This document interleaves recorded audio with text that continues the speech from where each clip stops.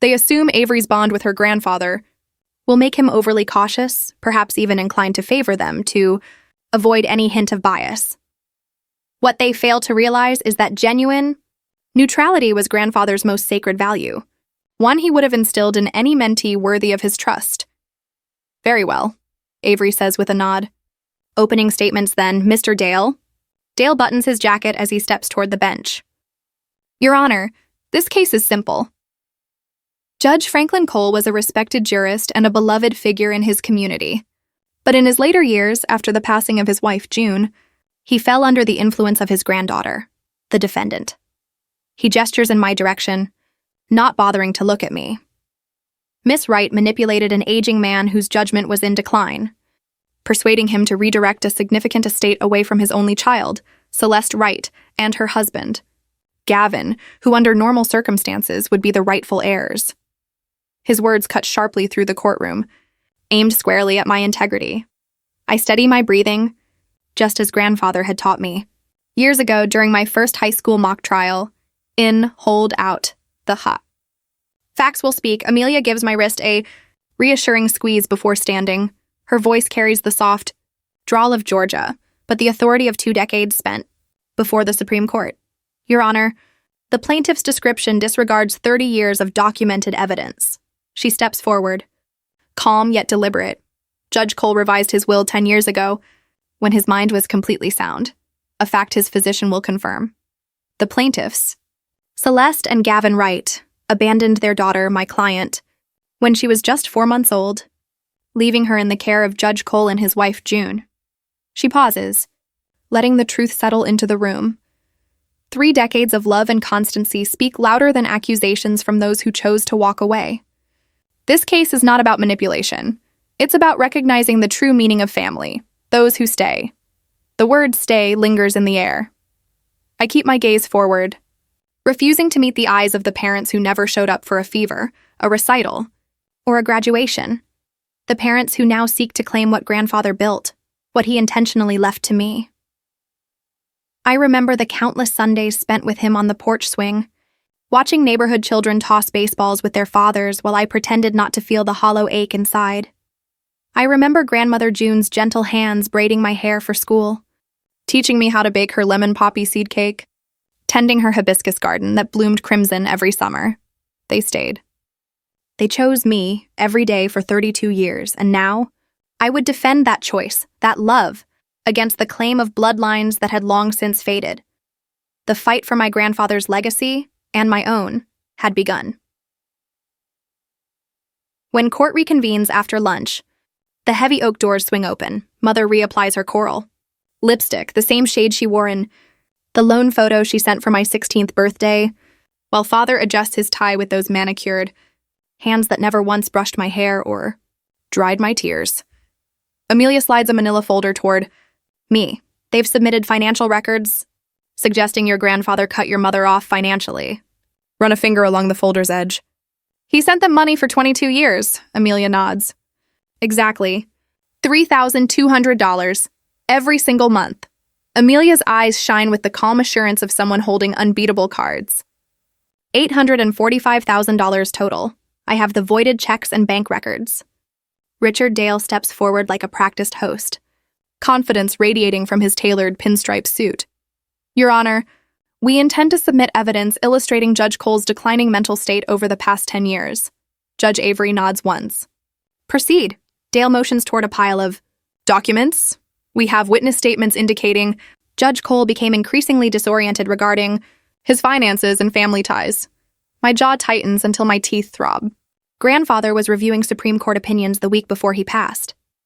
He debated constitutional law over Sunday dinner, just days before his heart gave out. Furthermore, Dale continues, we believe Miss Wright exerted undue influence on her grandfather, deliberately isolating him from his daughter. Mother touches her eyes again with that embroidered handkerchief, the Cole family crest, 3 oak leaves, symbols of strength, endurance, and wisdom, seems to mock her performance from its corner. Amelia rises, poised and steady. "Your Honor, if I may," she begins, "we've compiled documentation that paints a very different picture."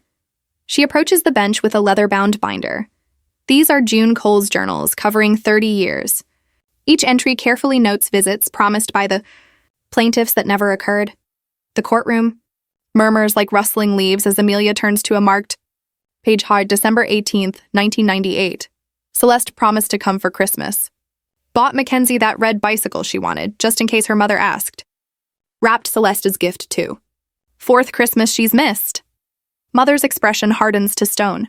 And here, Amelia continues, pulling a thick folder, are Judge Cole's phone logs. Highlighted calls show repeated efforts to reach Mr. Wright about school events, emergencies, and graduations. None were returned. She sets a photo album on the evidence table. And finally, Your Honor, photographs documenting 32 years of milestones. Kindergarten graduation, middle school awards, high school valedictorian address, and law school commencement. Judge Avery leans forward. And the plaintiffs? Absent from every single photograph, Your Honor. Father shifts in his seat, staring at his polished Italian shoes. Mother's nails, matching her lipstick perfectly, tap a slow rhythm on the table. During the brief recess that follows, I step into the courthouse garden, where hibiscus flowers flare crimson against pale limestone walls. Grandmother June had planted them everywhere, beds, pots, even a small one by the kitchen window. Life continues to bloom, even after someone leaves, she used to say while watering them. No bitterness, just quiet grace from a woman who watched her only daughter walk away from her grandchild. I brush a soft petal, and suddenly I'm 7 again. Standing on a kitchen chair beside her, helping measure ingredients for her lemon poppy seed bundt cake. Every Saturday, the same ritual, sifting flour, cracking eggs, the tang of lemon zest under my nails. Baking is about precision and patience, she'd say, silver-streaked hair falling forward as she folded the batter. Just like life, Mackenzie. When court reconvenes, something inside me steadies. This isn't about defending an inheritance. It's about honoring the memory of those who stayed, those who chose me when my parents did not. You okay? Amelia whispers, noticing my renewed posture. Yes, I breathe. I'm ready. You remind me of your grandfather on the bench right now. That afternoon brings a stream of witnesses who knew us, who knew the truth. Doris Taylor, the court clerk who worked with grandfather for 30 years, describes his sharp intellect and unwavering integrity.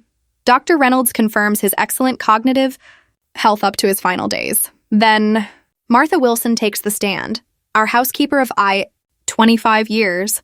Her silver hair is tied in the same tidy bun she wore while bandaging my knees and teaching me to iron grandfather's shirts. Every Sunday, Martha says steadily despite Dale's forceful tone, Miss Mackenzie cooked Sunday dinner with Judge Cole, even after she moved out.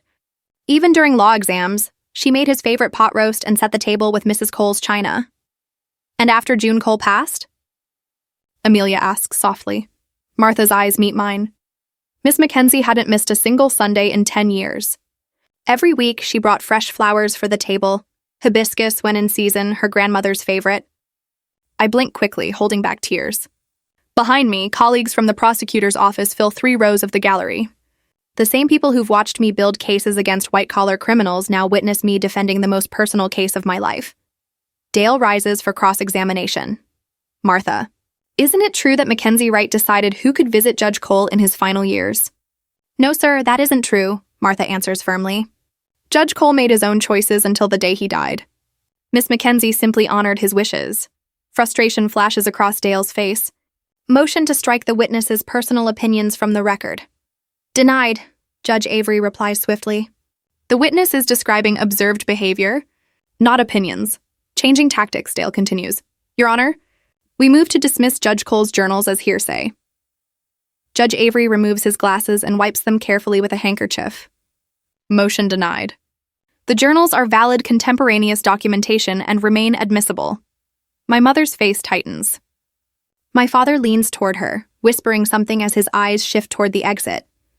Hope stirs in me for the first time when Judge Avery admits grandfather's final handwritten letter, the one he wrote a week before his heart attack, explaining why he had changed his will 10 years ago. The decision wasn't made in confusion or haste, he wrote. It was made with clarity, after 20 years of watching which family member truly understood the meaning of loyalty. Mother's hands tremble as Dale offers her a glass of water. For the first time since the trial began, I let myself believe that truth might finally outweigh the falsehood my parents built so carefully.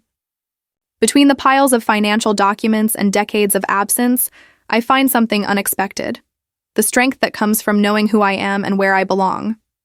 Not because of bloodline, but because of the values that live within me. The Charleston Post and Courier lands on my doorstep with a heavy thud echoing through the hall. I don't need to open it to know what's inside. My mother's face, composed in practiced sorrow, stares from the front page. Family estate battle divides, Charleston legacy. The headline screams across the fold. I force myself to read the article. Celeste claims she was methodically cut off from her father's affection. She weeps about a supposed scheme to turn Franklin Cole against his only daughter, never mentioning the 4-month-old baby she left on her parents' doorstep. Before I can finish, the phone rings. Mackenzie, right? A rough voice asks. Speaking. You should be ashamed. Stealing from your own mother. The line goes dead. 3 more calls follow, all strangers, all convinced by Celeste's performance of tears.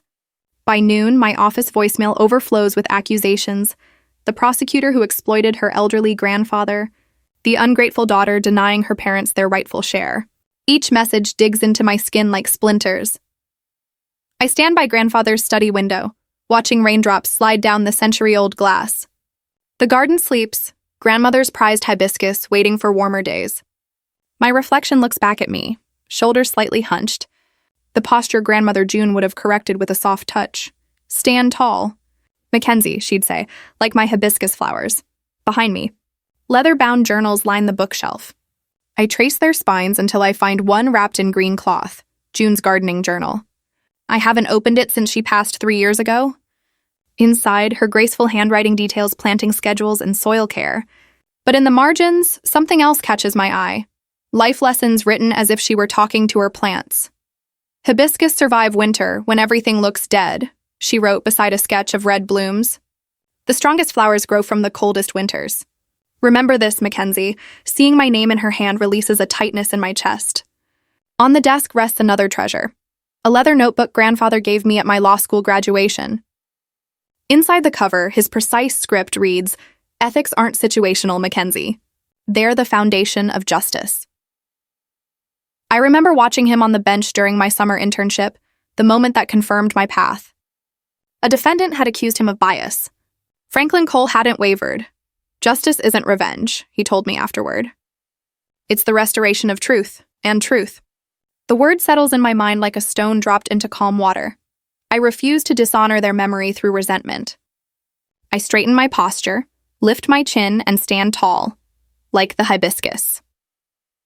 The courthouse hums with quiet tension the next morning. My mother takes the stand, carefully wiping away stage tears. Her cashmere sweater, robin's egg blue, not navy, suits her complexion flawlessly. My husband abandoned me, she declares, her voice trembling with practiced emotion. When Mackenzie was born, I ceased to matter. Richard Dale leads her through her well-rehearsed testimony. Your relationship with your daughter? He prompts. I tried, Celeste murmurs, but Franklin and June turned her against me. A sympathetic murmur ripples through the gallery. I keep my expression calm, fingertips brushing the pearl earring in my pocket, a quiet reminder of my grandmother. Amelia rises for cross-examination, a neat stack of papers in hand. Her Georgia accent deepens slightly, a calculated move to ease her target before she strikes. Mrs. Wright, you stated Judge Cole abandoned you, correct? Yes, Celeste replies, dabbing her eyes again. I have visitation records from 1993 to 2008, Amelia continues, stepping closer. Your signature appears only 10 times in 15 years. Would you call that maternal devotion? Celeste's jaw tightens. Those records don't show the times I was turned away. Interesting, Amelia says smoothly, pulling another document. I also have emails from your account to Judge Cole. She reads aloud. May 12, 2001. Can't attend Mackenzie's recital. Send money for the Manhattan apartment deposit. December 23, 2006. Christmas visit impossible. The Aspen house we rented doesn't allow children. September 8, 2012. Mackenzie's graduation conflicts with our Mediterranean cruise. Each date lands heavy in the silent courtroom. Someone behind me gasps. And this note from Judge Cole? Amelia adds, displaying the image on screen. Franklin's tidy handwriting reads, "Broken promises, again." Mackenzie waited by the window until midnight. How do I explain it this time? The tears now streaming down my mother's face are genuine, fueled by anger, not grief. The courtroom atmosphere shifts, subtle as a turning tide. Next, Martha Pullman takes the stand, my grandmother's housekeeper of 30 years and a constant presence at Sunday dinners. Her silver hair is neatly pinned, her hands folded in her lap. After Mrs. Cole passed, Mackenzie never missed a Sunday, she testifies. Even during law school finals, she'd drive from Duke Saturday night, help the judge with his medications, attend church Sunday morning, and cook dinner before heading back. And the plaintiffs? Amelia asks. Mrs. Wright called twice a year, maybe. Always about money. Mr. Wright? Never once heard his voice in that house. Then come the neighbors, the Petersons, who watched me shovel my grandfather's walkway each winter. Dr. Williams, who taught me to drive when my parents forgot my 16th birthday. Professor Harmon, who supervised my law thesis while I cared for my grandfather after surgery. Judge Avery's pen moves steadily across his notes. He looks up when my mentor from Duke Law takes the stand. Mackenzie worked weekends to stay top of her class while visiting her grandfather every Sunday. Professor Montgomery confirms. When other students went on spring break, she drove to Charleston to help Judge Cole with his taxes. Did she ever mention inheritance? Amelia asks. Never. Not once. Franklin's financial advisor follows, affirming I never requested funds beyond my tuition and never asked about the estate. With each testimony, the courtroom's sympathy drifts from Celeste's performance to the factual truth of 30 years. During recess, Amelia touches my shoulder. Gavin's cross-exam is next. Ready? I nod, eyes on my father across the room. He adjusts his tie again and again, avoiding my mother, whose earlier poise has collapsed into quiet rage. When court resumes, Gavin Wright takes the stand. His tailored suit and styled hair project confidence, but his tapping fingers reveal the nerves beneath. Amelia steps forward calmly. Mr. Wright, did you attend your daughter's graduation? A long pause settles over the courtroom. He clears his throat. Which one? The gallery stirs. Someone coughs to stifle a laugh. Any of them, Amelia replies evenly. High school? College? Law school? I was traveling for business, he answers. The same excuse that shaped my childhood. Where did Mackenzie attend law school, Mr. Wright? Amelia asks. His eyes flick towards Celeste, who sits rigid and silent. I believe it was University of South Carolina? It was Duke University Law School, Amelia corrects. She graduated summa cum laude. Amelia pauses. Have you ever visited your daughter's home, the one you're now suing her for? He hesitates. Not recently. Have you ever visited it at all? Silence again. No. Murmurs ripple through the courtroom. Judge Avery taps his gavel once, a soft reminder for order. Each question reveals more of my father's distance. He doesn't know my address, can't name my closest friends, and recalls no birthday gifts. Across the aisle, my mother's polished calm begins to crumble. Her fingers tighten around her purse strap. The facade is slipping, the audience turning. I sit upright, hearing my grandmother June's steady voice. Stand tall like the hibiscus. The strongest blooms rise from the coldest winters. As the day nears its end, Richard Dale rises with renewed purpose. Your Honor, we call Dr. James Morrison to the stand. A man in his 60s with silver hair and wire-rimmed glasses steps forward. My stomach tightens. Who is that? I whisper to Amelia. Not on our witness list, she murmurs. Flipping through her papers, Dale introduces him as Judge Franklin Cole's former physician, claiming vital testimony about my grandfather's mental state in his final years. Judge Avery frowns. This witness wasn't disclosed, Counselor. Recent discovery, Your Honor, Dale replies. Essential for proving Judge Cole's vulnerability to undue influence. Amelia objects, but Judge Avery allows limited testimony for a complete record. As Dr. Morrison takes his seat, I notice a familiar gesture, adjusting his glasses with his middle finger instead of his index. It sparks a memory from a medical conference I once attended with grandfather. Don't worry, Amelia whispers as Dale approaches the witness. Trust our preparation. I nod, watching his hands repeat that motion. Then Grandmother June's words echo again. Truth doesn't need rehearsal. I study the doctor closely as he begins speaking about memory lapses and suggestibility during my grandfather's last months. Something feels familiar, though I can't yet place it. Judge. Avery observes the witness sharply. The room holds its breath, and suddenly I recognize him. The courtroom falls still as Dr. William Barrett adjusts his bow tie, his hands trembling slightly against the wood of the stand. My mother smiles, the same assured smile I've known since childhood, the one she wears when she's certain of victory. Dr. Barrett, Dale begins, his voice polished but hollow. How long did you treat Judge Franklin Cole? I saw him twice in the months before his death, Barrett replies. And during those visits, did you notice any indications that Judge Cole was being influenced? Tension runs through me. Amelia places her hand gently over mine beneath the table, a silent reminder to stay composed. Objection, Amelia interjects. Calls for speculation. Judge Avery's brows knit. I'll allow it, but proceed carefully, Mr. Dale. Barrett nods quickly. Yes, I observed concerning behavior. The judge seemed confused about his finances and mentioned feeling pressured regarding estate decisions. Out of the corner of my eye, I see my mother's performative nod, her handkerchief appearing once again. Amelia stands, calm and deliberate. Dr. Barrett, you said you saw Judge Cole twice. Could you state the exact dates? March 12th and April 3rd of last year. And before those visits, had you ever treated him? Barrett hesitates. No, so you weren't his primary physician? No, but when did you open your practice in Charleston, doctor? He swallows. 8 months ago. And with whom did you establish this practice? Objection, Dale interrupts. Relevance. Goes to credibility, Your Honor. Amelia responds smoothly. Overruled. The witness will respond. Barrett tugs slightly at his collar, visibly uneasy. With Dr. Thomas Reynolds, the question continues. And what is Dr. Reynolds' connection to Celeste Wright? The courtroom murmurs. Barrett glances briefly toward his mother before replying.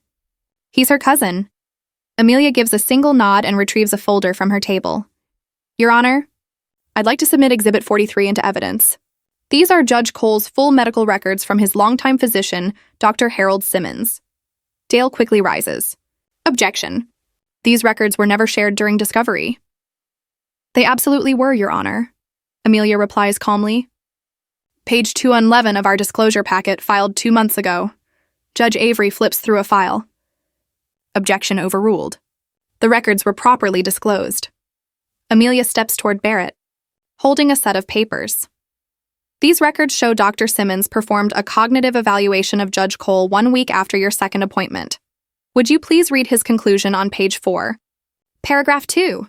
Barrett's voice trembles slightly as he reads, Cognitive function remains sharp and consistent with prior assessments. Patient demonstrates strong recall of both recent and past events. No signs of confusion or impaired judgment. Thank you, Dr. Barrett. Amelia places another paper in front of him. Can you explain this prescription you wrote for Judge Cole during your second visit? Barrett's face tightens. It's for a mild sedative. Was this medication requested by Judge Cole? Not exactly. Then who suggested it, Dr. Barrett? His eyes flick nervously toward his mother. Mrs. Wright expressed concern about her father's anxiety. Yet Dr. Simmons's notes show Judge Cole reported no anxiety symptoms the following week. Amelia remarks. She turns to the bench. No further questions, Your Honor. Dale stands for redirect, but Barrett's credibility has already collapsed. Each follow-up only worsens the damage. Mrs. Wright scribbles notes in frustration, sliding them to Dale, who barely looks before sighing. Mr. Wright leans toward her, whispering something that makes her cheeks flush red. Their unity fractures, each blaming the other as the defense crumbles. The defense calls Mackenzie Wright, Amelia announces. Taking the stand feels dreamlike, as though I'm watching from outside myself. I adjust my starched collar, Martha's insistence from this morning still echoing. The judge needs to see you're as solid as stone. Once sworn in, Amelia approaches. Miss Wright, there have been claims that you manipulated your grandfather for financial gain. If that were true, wouldn't there have been simpler ways to get his money than spending every Sunday for 30 years at his dinner table? Yes, I reply steadily. I'm a prosecutor with a stable career. If money were my goal, I wouldn't have spent 3 decades of Sundays listening to his stories from 1972, A Few Soft Laughs Ripple, through the courtroom. Did that Sunday tradition change? After your grandmother passed? I swallow the lump in my throat. Only in one way. I started bringing the lemon poppy seed cake instead of her. Everything else stayed the same. 6 o'clock sharp, classical music on the radio, and grandfather's stories. And why did you keep the tradition? The reason's simple. I stayed because I loved him. Dale rises for cross-examination, his confidence noticeably shaken. Miss Wright, isn't it true you influenced your grandfather to alter his will after your grandmother's death? No. His will was revised 10 years ago while she was still alive. They made that decision together. But you discussed the will with him? He discussed it with me. He was a judge for 40 years, Mr. Dale. No one ever persuaded Franklin Cole to do something he didn't believe was right. You were aware of the will's contents? Yes, grandfather valued transparency. He showed me the will and explained that he and grandmother chose to leave their estate to me, rather than to parents who chose not to be part of my life. Soft murmurs of agreement spread. Through the courtroom gallery, Judge Avery makes no effort to quiet the murmurs in the courtroom. My boss, District Attorney Robert Langston, takes the stand next, his commanding presence making the witness chair appear almost too small. I've supervised Mackenzie Wright for 6 years. He begins confidently. She has prosecuted financial crimes involving millions. If I had to entrust my own estate to anyone in my office, it would be her. Her integrity is unquestionable. Judge Avery nods, then addresses the court directly. I've known Franklin Cole for nearly 30 years. He mentored me when I entered the judiciary. In all that time, I never once saw him make a decision that wasn't thoughtful and ethically sound. Dale's objection comes too late and lacks conviction. The judge simply notes it for the record and moves on. During the afternoon recess, I step into the hallway to catch my breath and overhear my father's low, tense voice near the water fountain. You pushed this too far, Celeste. Barrett was a disaster. How was I supposed to know they had those records? She hisses back. Thomas said, you and your whole family talk big but never deliver. Mother notices me standing nearby. She immediately falls silent and tugs father away by his sleeve. When court resumes, Richard Dale requests a private discussion with Amelia. They speak quietly at the side of the courtroom before approaching the bench together. After a brief exchange with Judge Avery, they return to their tables. Amelia leans close and murmurs, "They'll drop the suit if you agree to pay their legal fees." I shake my head once. "No," she squeezes my hand gently. "Good. That's exactly what I told them." Mother sits stiffly at the plaintiff's table, her composure starting to crack. Her cousin, seated 3 rows back, stares at the floor, avoiding Barrett's questioning gaze. Judge Avery clears his throat. Based on the testimony and evidence presented, I'm ready to deliver a ruling, unless counsel has additional witnesses. Dale stands. "No additional witnesses, Your Honor." "Very well," says the judge, scanning the courtroom before his gaze rests on me. "Sometimes the law is complex. This case is not. The evidence clearly demonstrates that Franklin Cole was of sound mind when he signed his will, and that his decisions were both deliberate and informed." He turns toward my parents. The plaintiffs have failed to provide any credible proof of undue influence or diminished capacity. Their claim is dismissed, with prejudice. The gavel strikes sharply. Mother's face twists with anger, but it's father who surprises me. For just a moment, relief flickers across his expression before his mask of indignation returns. As the courtroom empties, Amelia gathers her documents. "Your grandfather would be proud," she says softly. I nod, unable to speak past the tightness in my throat. The victory brings no joy, only quiet validation, and the assurance that my grandparents' legacy remains secure. They stood firm when it mattered most. And today, so did I. Celeste intercepts me outside the 3rd-floor restroom, her Chanel perfume forming an invisible wall between us. The hallway is deserted, witnesses scattered during the short recess before closing arguments. Mackenzie. Her tone lacks the polished warmth she uses in court. "We should talk." I straighten my charcoal jacket, bracing myself. "About what?" "This divide." She steps closer, her diamond earrings catching the fluorescent light. "You may have the law and money on your side, but I have your blood." The word blood lingers in the air like an accusation. I think of my grandfather's journals, each missed birthday, Each broken promise, every moment my mother chose distance over presence. Would your grandmother want this? Celeste asked softly, reaching toward my arm but stopping short. June believed in family and forgiveness. My throat tightens at her use of my grandmother's name. Celeste barely saw her own mother as an adult, visiting less than once a year. While I spent nearly 3 decades helping June tend her hibiscus garden every Saturday morning. We could end this now, she continues, misreading my silence. I'm willing to forgive and forget if you agree to split the inheritance. 50-50. That's fair, isn't it? A mother and daughter dividing things equally? Her eyes, the same shape and color as mine, search my face for hesitation, for that small girl who once waited by the mailbox for cards that rarely came. Think about the community, she insists. Everyone's talking. The pastor from Trinity called me yesterday about the sadness of a family divided. I nearly laugh. Pastor Roberts had reached out to me too. His concern genuine after 30 years of watching me sit beside my grandfather in the 4th pew every Easter, while my parents remained little more than shadows in family photographs.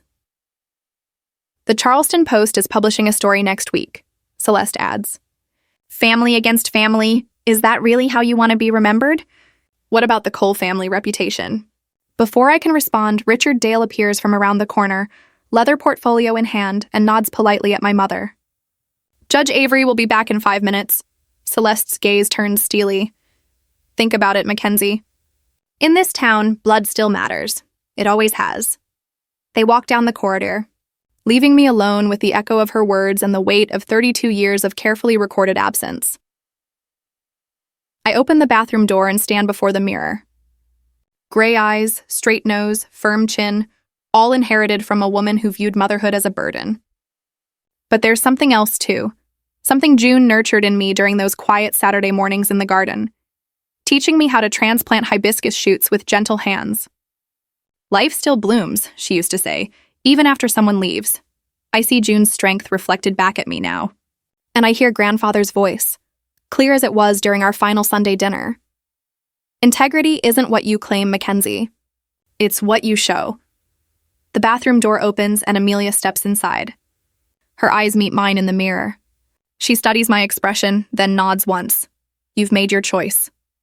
I turn from the mirror, straightening my shoulders the way grandfather used to before delivering a ruling. Truth over peace. Good, Amelia replies, holding the door. Your grandfather's journals just arrived from his chambers? Judge Avery approved our motion, despite Dale's objections. When we enter the courtroom, a low murmur spreads through the gallery. Charleston's old families have gathered to witness the final act of our dispute. I spot familiar faces, neighbors who watched me grow up, former colleagues, even Pastor Roberts seated quietly in the back row with his worn Bible. Celeste and Gavin lean in, whispering urgently to Dale as Judge Avery takes his seat. My father's expensive tie is slightly crooked, his first visible sign of unease since the trial began.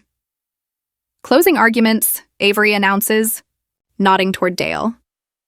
Richard Dale buttons his jacket and steps forward. Your Honor, this case goes beyond legal language. It's about blood, about family, about a mother trying to reclaim her rightful place in her daughter's life through the inheritance that naturally passes from father to child. He gestures toward the gallery. The community understands this. Charleston's traditions value family unity above all. You've heard from respected voices, Pastor Roberts, family friends, even Ms. Wright's childhood neighbors, all pleading for reconciliation. Dale's voice rises with conviction. Celeste Wright may have made mistakes as a young mother, but who among us hasn't? Should those mistakes erase her entirely? Should a simple document outweigh the sanctity of blood ties? Judge Avery's expression stays unreadable as Dale finishes his appeal to tradition and blood over cold legal formality. When Amelia stands, she holds a single sheet of paper. Your Honor, she begins calmly, this case isn't about blood. It's about choice, about who remains when it matters. She unfolds the paper. This letter was discovered in Judge Franklin Cole's desk, dated 2 weeks before his passing. With the court's permission, I'll read it. Avery nods. Her Georgia accent is steady. Mackenzie, you inherit not because of blood, but because you stayed. When Sunday dinners grew difficult after June died, you never missed one. When law school consumed your weekends, you studied at my kitchen table. When Celeste and Gavin requested money, totaling $845,000 over 22 years, They never once asked about you. The courtroom falls silent. A parent isn't defined by biology, but by presence. I choose you as my heir because you chose me as your family. Every Sunday, every holiday, every ordinary day when showing up mattered. Amelia places the letter on the exhibit table and turns to the judge. Evidence, not emotion, should guide this court's decision. The record shows years of financial support to the plaintiffs alongside their consistent absence. It shows Judge Cole's sound mind until his final days. And it shows a lifetime of Sundays where Ms. Wright stayed while her parents chose to leave. She meets Celeste in Gavin's eyes. What kind of parent sue their own child after abandoning her? What kind of mother preaches family unity after 30 years of silence? The question before this court isn't about blood, she continues. It's about the true meaning of family. Tears press at the corners of my eyes as Amelia returns to her seat. She places a tissue beside me. I hold it tightly, but don't use it. Not yet. Judge Avery removes his glasses and polishes them with a handkerchief. The courtroom is still, holding its breath. Having reviewed all evidence and testimony, he begins, I find the will of the Honorable Franklin Cole valid and executed with sound mind and full capacity. He replaces his glasses, looking directly at Celeste and Gavin. The plaintiff's claim is dismissed, with prejudice. Furthermore, the plaintiff shall cover the defendant's reasonable attorney fees, as permitted by state law, for filing a frivolous lawsuit lacking substantial justification. The gavel falls with finality, echoing through the courtroom. This court is adjourned. Only then do I let the tears come, not for the inheritance won or the case resolved, but for the confirmation of a truth I've always carried. Family isn't defined by bloodlines, but by those who walk toward you when everyone else walks away. Celeste and Gavin rise quickly, avoiding my eyes as they follow Dale through the side exit. No final words. No acknowledgement. Just leaving, the one constant action they've ever shown me. Amelia's hand squeezes my shoulder once. Justice served, she whispers. Your grandfather would be proud, Ka. I nod, unable to speak past the tightness in my throat. The courtroom empties slowly, murmurs fading like receding tides. I stay seated, watching sunlight spill across the vacant plaintiff's table. The inheritance matters less than what it symbolizes. Recognition that true family are the ones who stay when leaving is easier. For 32 years, through scraped knees, law school graduations, my grandmother's funeral, and quiet Sunday dinners, my grandparents stayed. I gather my portfolio with steady hands. Tomorrow, I'll visit their graves with fresh hibiscus from the garden they taught me to care for. Tonight, I'll bake grandmother's lemon poppy seed cake and eat it alone at her kitchen table. Some might call it victory. I call it vindication, and somewhere, I believe my grandparents would call it justice. The nameplate on my office door still surprises me sometimes. The Honorable Mackenzie. Bright, gleaming brass against dark mahogany. Full year as South Carolina's youngest state judge hasn't dulled the quiet pride that rises in me each morning. I smooth my charcoal, skirt as I take my seat behind the bench, studying the faces before me. Another inheritance dispute. Another daughter claiming her mother favored a grandchild unfairly. Another echo of my own story, retold with different names. Mrs. Reynolds claims her mother was manipulated into changing her will, the plaintiff's attorney declares, his tone carrying the same entitled confidence I once heard from Richard Dale. The defendant? Her daughter Beth took advantage. Objection. Your Honor, Beth's attorney interjects. Prejudicial characterization. Sustained, I reply, my voice calm and steady, echoing Franklin's measured cadence. Counsel, limit your statements to facts, not assumptions. Later, I observe the Reynolds women avoiding eye contact, divided by the same cold silence I once faced with Celeste, the daughter who left and the granddaughter who stayed. When court adjourns, I return to my chambers where Franklin's old law books still line one wall. I trace the worn spines with my fingers, small anchors of continuity. His pencil notes remain, breadcrumbs of guidance left behind. My phone buzzes. A text from Martha, hibiscus blooming like crazy. Bring home cuttings? Martha never retired after Franklin's passing. This house needs people who remember, she'd said. Still dusting the photos that tell a story without Celeste and Gavin. Every Saturday, a lemon poppy seed bundt cake waits on my counter. Martha following June's recipe exactly. Some traditions shouldn't fade. even when the people who began them are gone. No longer waste energy wondering if Celeste will remember my birthday. The space once reserved for parental approval is filled now with something sturdier, a chosen family of colleagues, law school friends, and neighbors who gather around my table each Sunday, keeping Franklin's dinner tradition alive. Judge Wright? My clerk calls from the doorway. Your 4 o'clock custody hearing is ready. The Anderson case. My chest tightens. A 5-year-old boy caught between battling parents. His father present only when convenient. I straighten Franklin's fountain pen before rising. In the courtroom, I review the child's drawings submitted as evidence. Stick figures labeled Mommy and Grandma beside a small house. No father in sight. Mr. Anderson, I say, meeting his eyes. Children don't remember what we say. They remember who showed up. The words ripple through the room. The father's expression shifts, as though something has finally landed. Perhaps this child's story will end differently. That evening, I drive to Magnolia Cemetery as the sun sets, casting gold across the weathered stones. I kneel between 2 graves, laying bright hibiscus blossoms against pale marble. I kept my promise, I whisper to June's headstone, placing a slice of lemon cake wrapped in wax paper. I protected what you built. Wind stirs the live oaks above me. Here, between the 2 people who chose me for 32 years. Gratitude finally outweighs grief.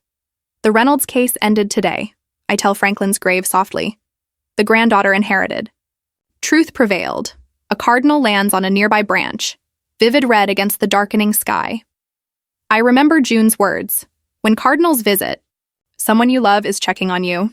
I stand, brushing grass from my skirt. Their legacy lives on, not in possessions or property, but in every fair ruling, every child protected, every truth upheld. Family is who stays, I whisper, and walk toward home.